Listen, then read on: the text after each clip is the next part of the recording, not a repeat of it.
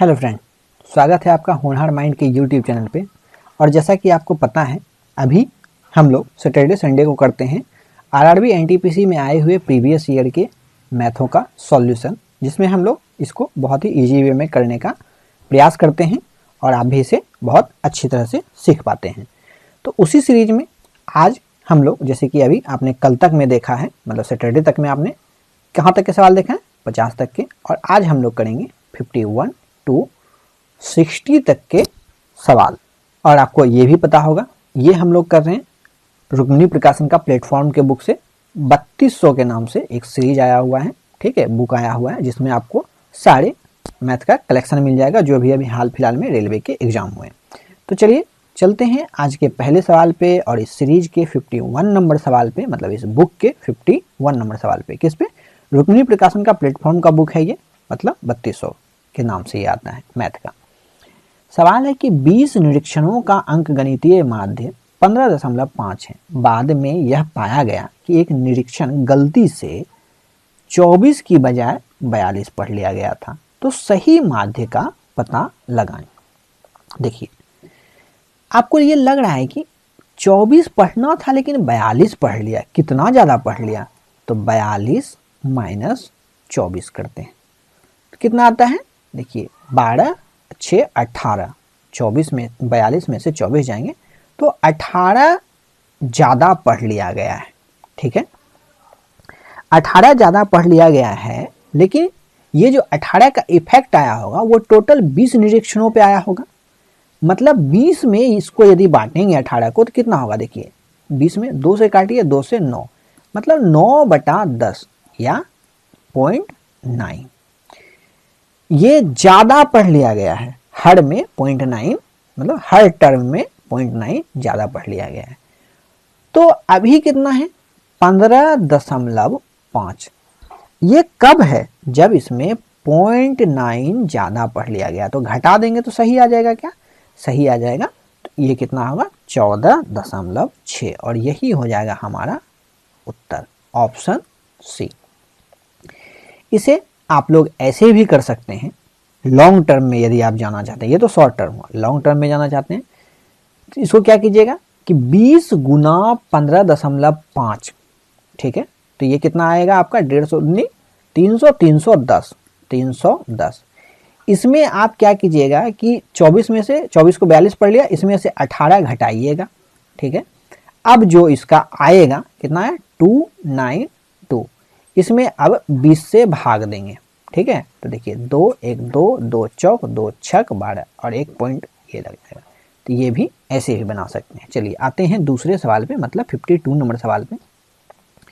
उस मूलधन का पता लगाएं जो साधारण ब्याज की 8% वार्षिक दर पर 9 महीने में 1000 रुपए हो जाता है। ठीक है, मूलधन मतलब कि हो जाता है, ये टोटली मिश्रधन दिया हुआ है। तो मान लेते हैं मूलधन x था, 8% का उस पर ब्याज लगा, मतलब 8/100।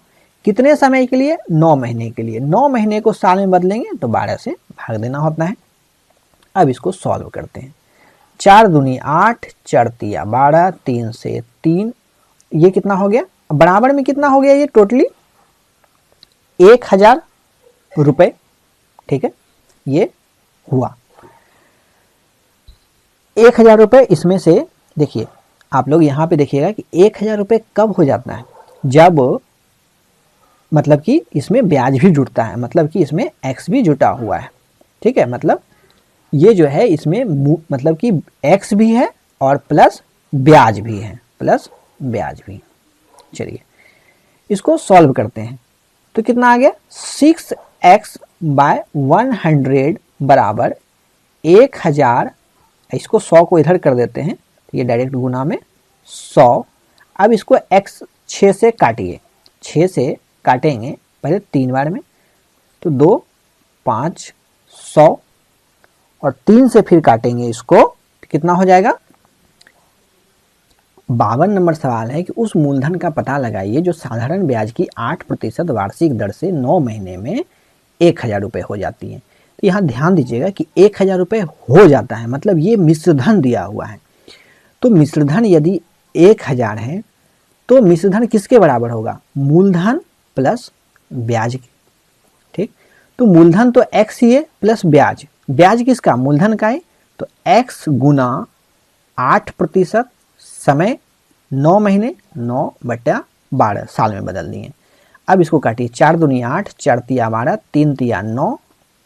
ठीक, अब देखिए बराबर में है ये 1000। देखिए ये 1000 बराबर में रह गया। बराबर में देखिए यहाँ पे क्या बचा है? x प्लस, यहाँ पे इसको भी काट दीजिए 50, यहाँ बचा x प्लस 3x/50। ये इसके नीचे है, इसके नीचे। इसका एलसीएम लेंगे, तो एलसीएम लेने के बाद क्या हो जाएगा? देखिए ये होगा 50 और 50 प्लस 3 53x बराबर क्या होगा? 1000। और इसको क्रॉस मल्टीप्लाई कर देंगे तो ये कितना हो जाएगा? ये हो जाएगा टोटली 50,000। ठीक, अब 53x बराबर 50,000 और x किसको माने थे हम लोग? मूलधन को। तो मूलधन बराबर क्या हो जाएगा? 50,000/53। और इसको आप लोग भाग दीजिएगा क्योंकि ये बहुत अभी बड़ा हो जाएगा। भाग दे के हम आपको आंसर बता देते हैं। ये आएगा 94339। ऑप्शन कौन सा? ऑप्शन आपका सी नंबर 94340। ये अप्रोक्सीमेट मतलब कि लगभग में आएगा। ये 40 नहीं, ये 39 आएगा और इसके आगे भी आएगा, इसलिए यहाँ पे टोटली 40 लिख दिया गया है।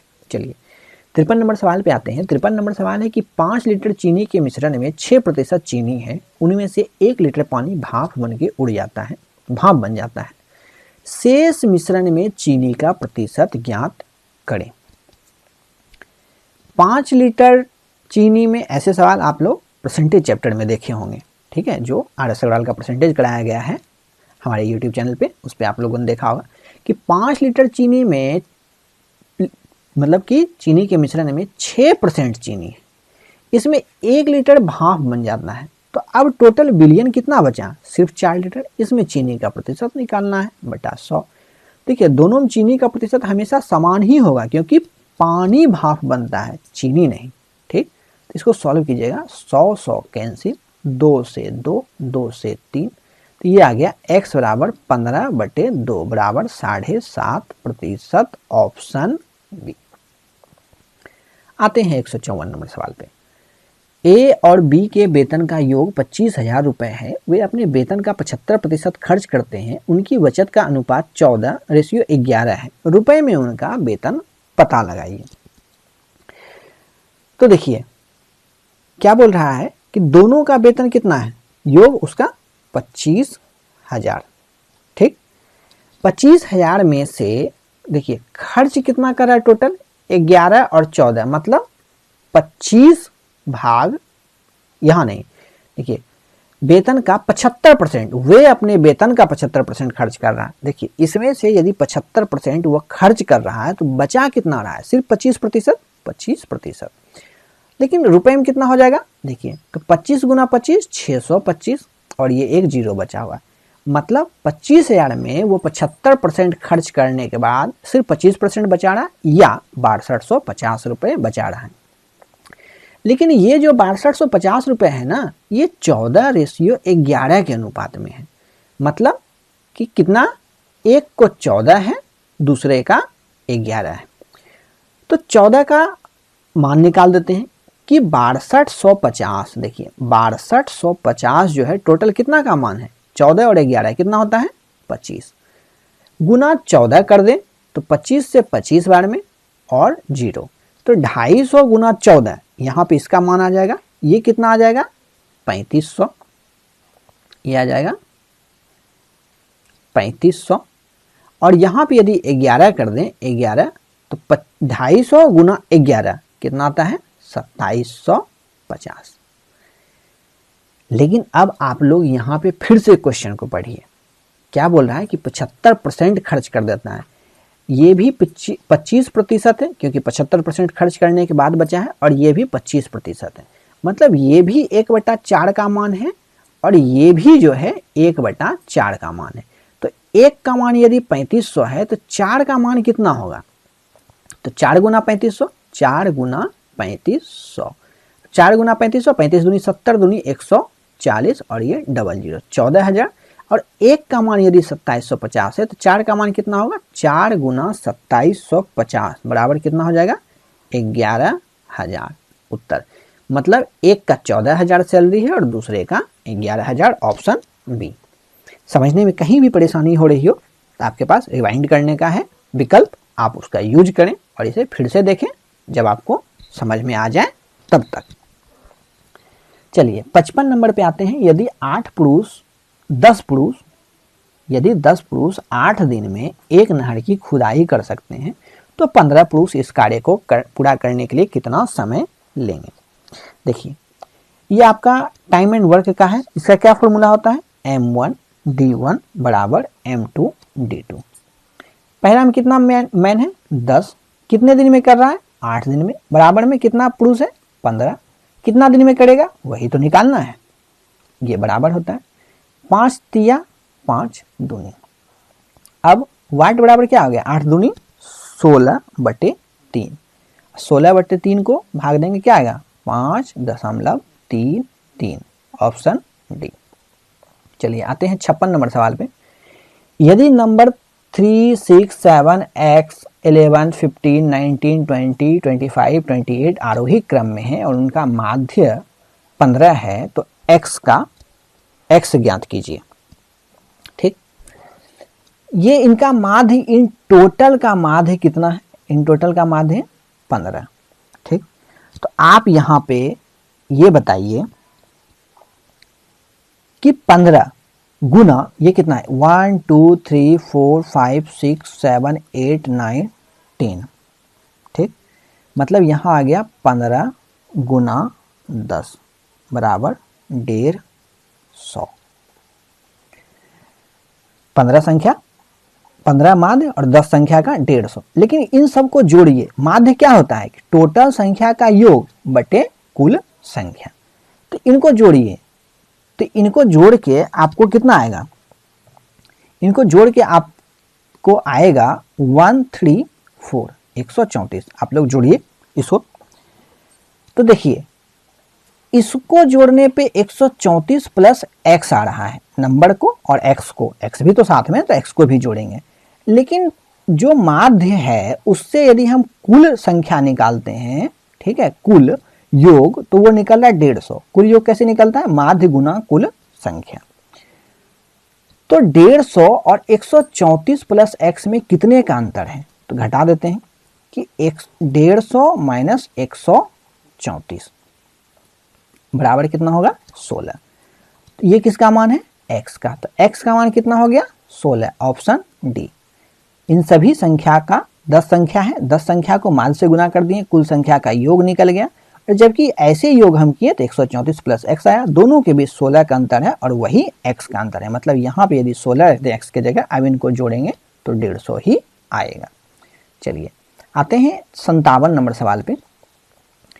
2 अंकों की 2 संख्याएं का गुणनफल 2160 है, उनका लॉ 100 मतलब LCM 180 है, तो संख्याएं ज्ञात कीजिए।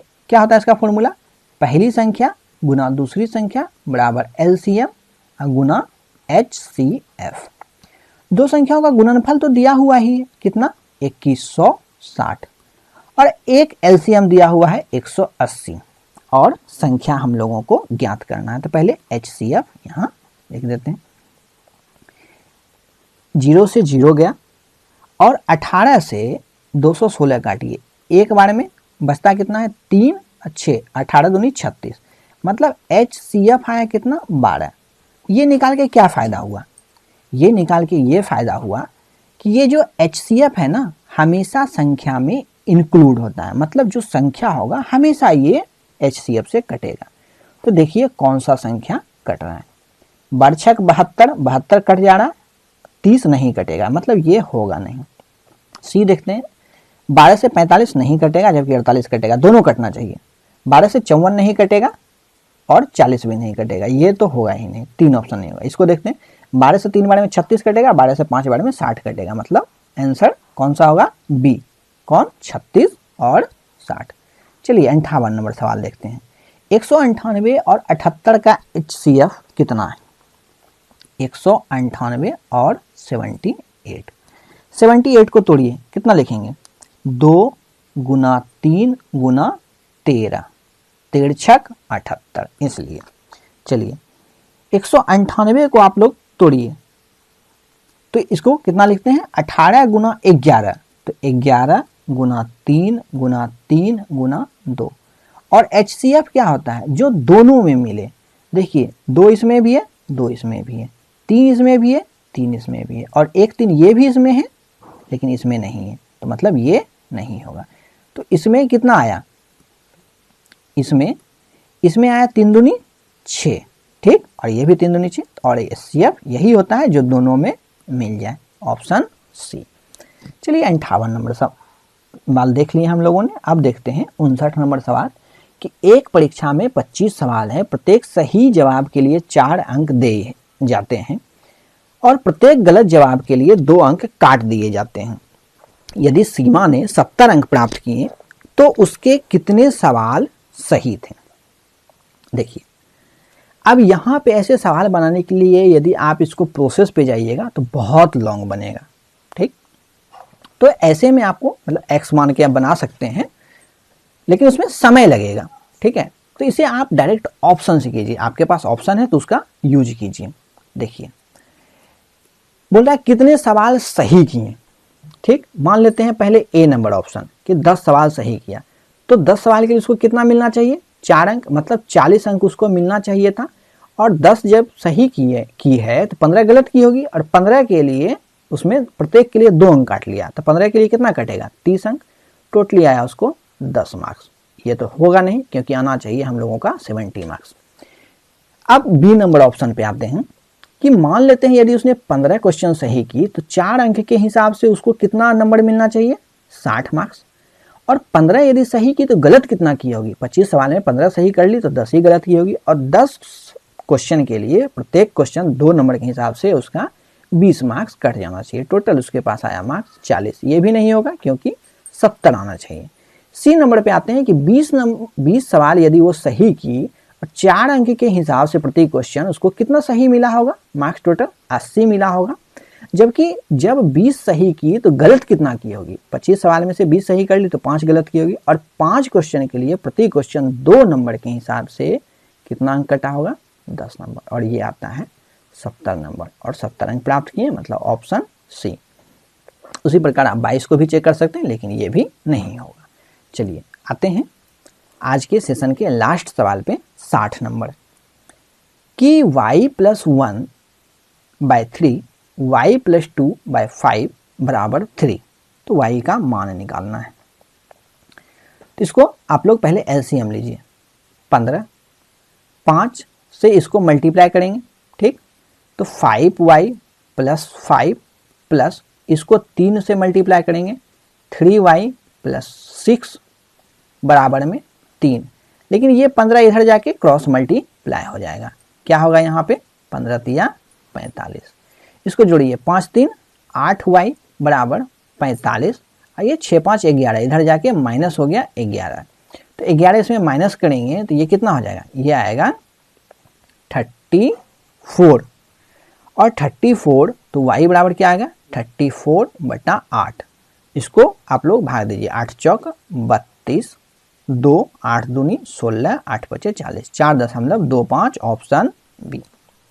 उम्मीद करते हैं आपको ये सेशन अच्छा लगा होगा। अच्छा लगा है तो दोस्तों के साथ शेयर कीजिए वीडियो को, और वीडियो को लाइक भी कीजिए, और चैनल पे यदि नए हैं तो चैनल भी सब्सक्राइब कीजिए। पढ़ते रहिए। मिलते हैं अगले सैटरडे संडे, तब तक के लिए धन्यवाद।